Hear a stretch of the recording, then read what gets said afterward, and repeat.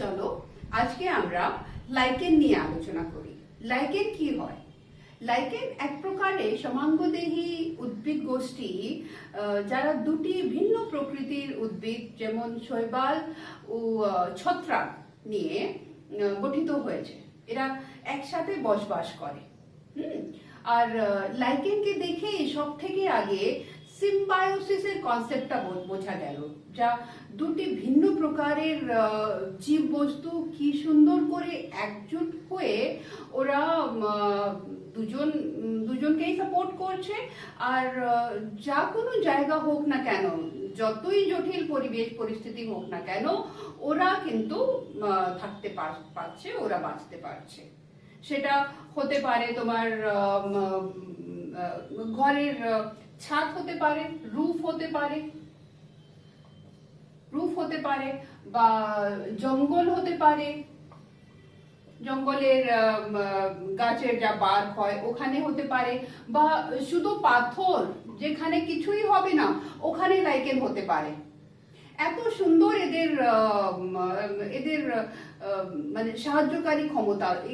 এক দুজনকে মানে অ্যালগা আর ফাঙ্গাস মানে ছত্রাক আর শৈবাল একসাথে এত সুন্দর করে এরা একটা ইউনিয়ন তৈরি করেছে, যা এদেরকে যা কোনো জায়গায় ছেড়ে দাও না কেন, তুমি যেখানেও যাবে না কেন, যদি ওই জায়গাটা খুব বেশি ডিস্টার্ব না হয়, হ্যাঁ, ওই জায়গা এমনি মানে এমনি থাকে আর কি, কেউ বেশি যাওয়া আসা না করে, তাহলে তুমি ওখানে লাইকেনকে পাবেই পাবে। তাহলে ওরা এখানে পাওয়া যায়, এইসব জায়গায় পাওয়া যায়। তারপরে ওরা সমুদ্রে সাইডে পাওয়া যায়, সি সাইড যা কোনো তুমি জায়গা নিয়ে নাও, সব জায়গা তুমি লাইকেনকে পাবে। এবার যদি তোমরা ঘুরতে যাবে, বাইরে কোথাও যাবে, তখন তোমরা লক্ষ্য করবে গাছের তলায় বা পাথরের উপরে তোমরা দেখবে, পাথরের উপরে ওরা অনেকবার, যেমন এটা একটি পাথর নিয়ে নাও, পাথরের উপরে ওরা একদম পাথর উপরে লেগে থাকবে, যেমন মনে হবে একটা কিছু চিপকে দিয়েছে, চুইংগাম মতো। ওটা হলুদ কালারের হয়, আমার হলুদ দিয়ে আমি লাল দিয়ে করছি। এইরকম পাথরের উপরে চিপকে থাকবে, তোমরা ওকে তুলতে পারবে না, মনে হবে কি নোংরা জিনিস, কিন্তু সেটা লিভিং থিং, হ্যাঁ, সেটা লাইকেন। এবার কি করে বলো, একটা শুকনো জায়গাতে আর তো কিছু হতে পারছে না, তুমি ভাবো লাইকেনের প্রভাবটা কি প্রকৃতি, সেটা একটু ছোট করে আলোচনা করছি। এরা পাথরের উপরেও যেহেতু থাকতে পারে, তাহলে সব থেকে যা হালকা পাতলা যা লাইকেন হয় সেটা এখানে গ্রো করবে সব থেকে আগে। তারপরে পাথরের উপরে তো অনেক দিন থেকে ওরা আছে, ধীরে ধীরে কি হবে, পাথরটা ভাঙতে শুরু করবে, আর মাটি তৈরি করবে পাথর। এইরকম করে এরা ওয়েদারিং এ সাহায্য করে। তারপরে এরা একটা ফাঁকা জায়গাকে আবার, যেহেতু ওখানে গাছপালা সব চলে আসে, সব থেকে আগে কিন্তু লাইকেন আসবে। কেন? ওরা যা কোনো পরিস্থিতি হোক না কেন ওরা সার্ভাইভ করতে পারে। তাহলে লাইকেন এই জন্য খুবই ইকোলজিক্যাল ইম্পর্টেন্ট লাইকেনে অনেক বেশি আছে। হ্যাঁ, এরা শক্ত, যা এইসব জায়গা থাকে অবশ্যই এরা আর একটা অদ্ভুত জায়গায় বাস করতে পারে, যা তোমরা শুনে অবাক হয়ে যাবে। সেটা হলো স্পেসেও যদি লাইকেনে কালচার হয়, এরা ওখানেও থাকতে পারে। এরা এতটাই আত্মনির্ভর। তাহলে চলো এবার দেখি লাইকেনের মানে কি প্রকারের লাইকেন হয়, প্রকারভেদটা কি, চট করে আমরা সেটা আলোচনা করে নিই। লাইকেন আপাতত 4টে প্রকারের হয়। হ্যাঁ, লাইকেন 4টে প্রকারের হয়, 4 টাইপস অফ লাইকেনস। একটা হবে একদম যা বললাম, পাথরে লাগা থাকবে, তুমি ওকে তুলতে পারবে না, পাউডারি মতো হয়, এটাকে পাউডারি বলা যায়, পাউডারি হয়, বা এটাকে বলা যায় লেপ্রোজ বলা যাবে। একদম হালকা করে একটা জীবিত বস্তু, লেপ্রোজ। মানে জীবনে কোনো অক্ষর নেই এখানে, মনে হবে ডেড, কিন্তু সেটা লিভিং লিভিং অর্গানিজম, লাইকেন আছে সেটা। তারপরে নেক্সট হবে, সেটাও একদম জমিকে পাতাকে ধরে রাখে, ধরে রাখে। আর এটাকে বলা যায় ক্রাস্টোস। এইরকম একটা আকৃতি হয়, যেমন যেমন একটা ডিম পড়ে গেছে, কি করে ওরা পুরো জায়গায় ছড়িয়ে দেবে, ওই রকম এরা থাকে। একটা গোল আকৃতি করে ওরা মাটি বা পাথর বা যা কোনো জায়গা, শুকনো জায়গাতে এরা হয়, ক্রাস্টোস বলে, ক্রাস্টোস বলে। সেটাকেও তোমরা তুলতে পারবে না, একদম লাগা থাকে এটা। হ্যাঁ, এক্সাম্পল হলো ক্রাস্টোসের, এক্সাম্পল হলো গ্রাফিস। গ্রাফিস ক্রাস্টোসের এক্সাম্পল হবে গ্রাফিস, এটা এক্সাম্পল হলো। আর একটা থার্ড টাইপ হবে, থার্ড টাইপ হবে, এরা একটু পাতা মতো হবে, যার সাইডটা, যা এই এজেস আছে ওটা একটু উঠবে মাটি থেকে বা পাথর থেকে, একটু এটা আলাদা থাকবে, একটু উপরে চলে আসবে এরা। আর এদের কালারটাও লাইট গ্রিন কালার হয়, লাইট গ্রিন, পাতা থেকে একদম আলাদা কালার, লাইট গ্রিন কালার হয়। একে বলা যায় ফলিওজ, ফলিওজ টাইপ, ফলিওজ টাইপ।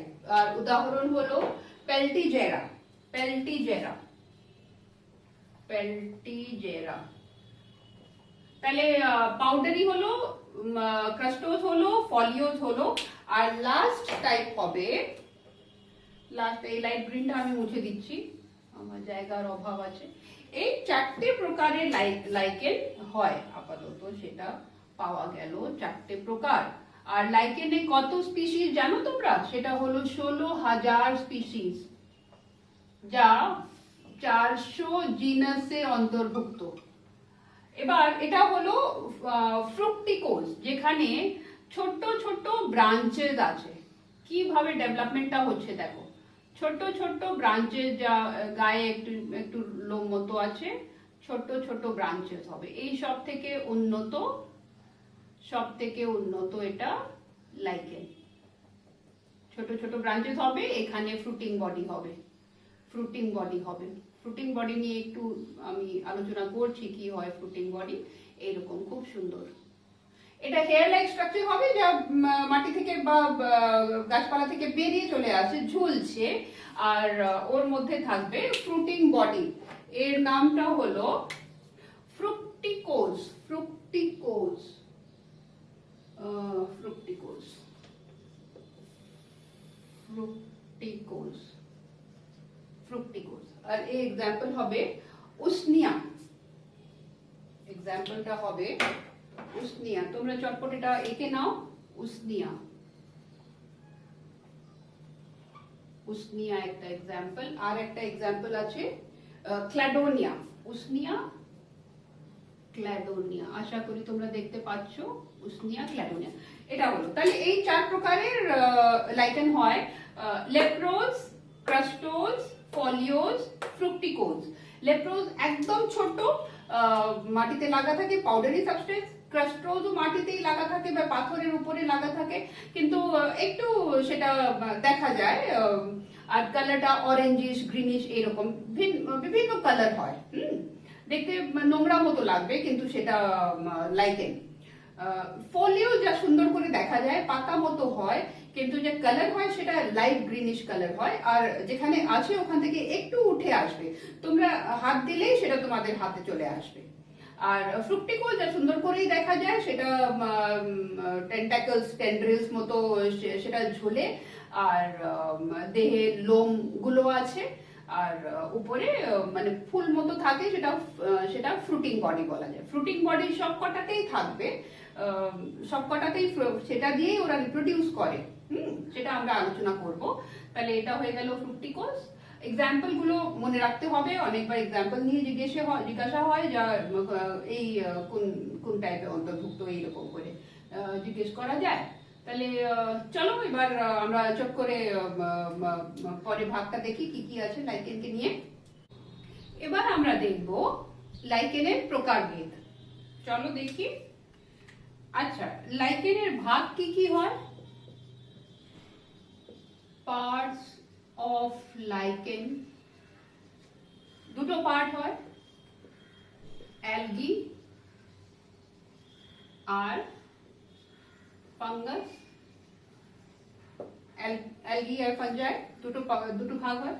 অ্যালগির মধ্যে যা অংশগ্রহণ করে সেটা হয় সায়ানোফাইসিয়া হতে পারে, সায়ানোফাইসি বা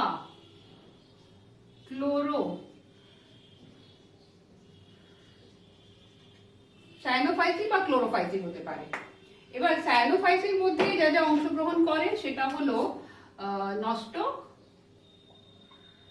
নস্টক হয়, তারপরে গ্লিওকাসপা হয়,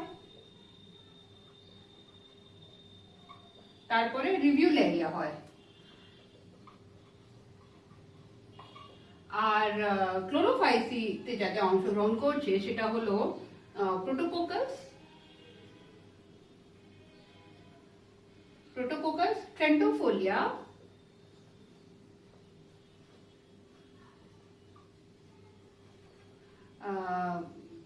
প্রোটোকোকাস আর ট্রেন্টোফোলিয়া, এই দুটো দিলে হয়। আচ্ছা, এবার ফাঞ্জাইতে যা যা অংশগ্রহণ করে ওর মধ্যে সব থেকে সর্বপ্রথম হলো অ্যাসকোমাইসিটিস,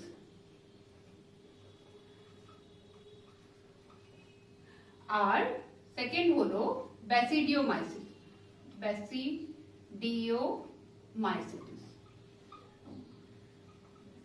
অ্যাসকোমাইসিটিস আর ব্যাসিডিওমাইসিটিস। এবার তোমাদেরকে বলেছি কত জিনাস আছে, লাইকেনের কত জিনাস আছে, সেটা হলো 400 জেনেরা। এতটা জেনেরা বাস করে, লাইকেনের এতটা জেনেরা পৃথিবীতে আছে। ওর মধ্যে ব্যাসিডিওমাইসিটিসের শুধু 3টে জেনেরা। কি কি হয়? কোরা, কোরেলা